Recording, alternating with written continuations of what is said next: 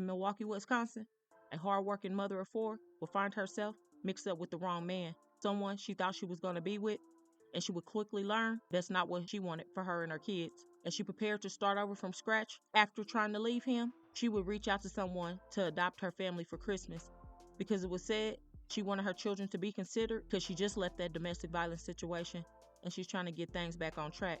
However, things would come to light and she was still around that man and he would tragically do a crime and she would witness it, which would lead to an explosive argument and someone sadly would lose their life.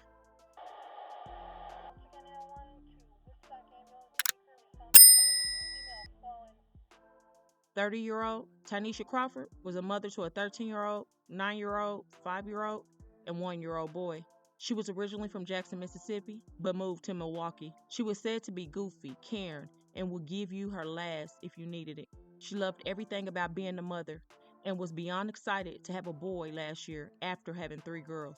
After having her son, she would eventually go on to start talking to 37-year-old Karan Roby. Q, as most called him, was recently released from the Stanley Correctional Facility after a 2018 attempted arson case. Q only got out of jail at the very end of 2022 and was still on probation and was a felon, so he needed to abide by the law and more to keep his freedom. However, freedom I don't think was on his agenda. Q was alleged to have threatened a co-worker at his job. A girl at KFC, where they worked, stated he was trying to get her to break up with her boyfriend because he wanted to talk to her, and she didn't even know him. When she told him no, that's when he allegedly pulled a gun out and said that he unalives people. The young woman would tell her manager about what happened, and he would get fired immediately. I just want to know, though, if the police was called, obviously that's not normal behavior. He would then be on social media with drugs and guns and acting like it was okay. On November 16th, he would post, "Not gonna lie, I hope a lot of y'all pass away in 2024. This would be just mere days before he would unleash wrath upon more than one person. On Saturday, November 18th, around 8:30 p.m., Q and Tanisha would pull up at a gas station to pick up a few things. As Q got out of the car, he would head into the store and Tanisha would stay outside. As the unknown man was inside the store paying for his gas, when he came out walking towards his car, Q would run behind him and shoot him for no reason at all. The man was hit in the leg and would fall to the ground. Now it gets even more bizarre because Q would go and help the man up and then give the man a hug and say that he was sorry that he shot him and he did it because he was having a bad day with his girlfriend. The video then showed Tanisha get out of the vehicle and walk over to the victim's vehicle. Again, my question, was the police called? Because he is obviously dangerous. Q and Tanisha, though, would end up leaving the gas station, and 6 hours later, she would end up losing her life. It would be about 2:30 a.m. Sunday, November 19th, when Q and Tanisha would be outside arguing. Now, I'm pretty sure she did not want to go down for his crime at the gas station, and that was truly her breaking point. She most likely was telling him, in my personal opinion, that she was leaving him, turning him in, going to go to the police, and so forth. She had 4 kids and was allegedly pregnant currently with his child, so she had no time to go to jail for aiding and abetting. The kids were right inside the home and could hear the conflict when they were going back and forth. And then all of a sudden it got real quiet, and then all you hear is pop, pop, pop, according to Tanisha's oldest daughter. Q had shot Tanisha 6 times, and then he took off on the run.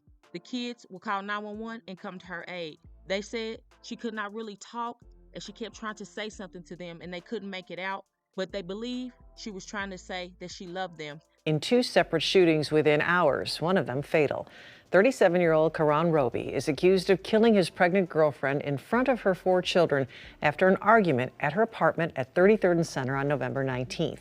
Me, my sister, Lamaya, my other sister, and my brother was in the house. They literally seen their mama laying on the floor, just laying there, taking her last breaths, hearing her trying to say something to us. These babies are only 13, 9, and 5, and they had to watch their mother pass away, bleeding out on the ground from multiple gunshot wounds. What a horrific memory for these little girls. They should have never seen such a thing. Their mother should still be here. His relationship status on his Facebook page says widowed. That is just too much and so disrespectful. Good thing was, he would not be on the run for long though, because the next day Q was caught. Monday, November 20th, at about 12 a.m., officers from the Milwaukee Police Tactical Enforcement Unit would locate him on the 6400 block of South 13th Street in the city of Oak Creek, and he was taken into custody immediately. I'm glad that he was found very, very quick because he most likely would have committed more horrible crimes. The Milwaukee Court District Attorney Office would determine after his arrest that he would be charged with 2 charges of possessions of a firearm by a convicted felon in the state for both the shootings: first-degree recklessly endangering safety, driving an operated vehicle without consent, and first-degree intentional homicide. His cash bond is set for $500,000. His preliminary hearing is scheduled for December 4th, 2023. I don't even think he will see the light of day again because he is obviously a villain in the streets. Now, this may give the family comfort knowing that he's locked up, but it does not change that 4 kids lost their mother. The family will go create a GoFundMe account because they needed help to pay for the funeral, basic necessities, Christmas gift, and a necklace for each of the kids so they can be filled with her ashes. If you would like to help, I will link it up at the top or in the description box. Christmas is supposed to be happy time for a kid, the most wonderful time of the year. Kids look forward to presents under the tree and should not have to be looking forward to their mother's cremations and a necklace. Tanisha should be home with them to celebrate the holidays. I remember a time when this was a rarity, but sadly it seems to be all too common these days. I don't want it to be normalized, nor should anyone else. We have to be the change, even when it's not our family, because you never know when tragedy can hit your door. All lives matter, and the good should not die young from the bad. My heart pours out for these kids. It is beyond sad, and I hope that with time they will heal and become great adults because they said their mother wanted them to follow their dreams, and they plan to do that. Do you think that he was able to get away with way too much before this tragedy like I do? Let me know. And please don't forget to comment your thoughts and your prayers for this family and all who love them in this difficult time. And don't forget to hit the like button and share and make your people aware. And as always, remember, stay woke. Things change quickly.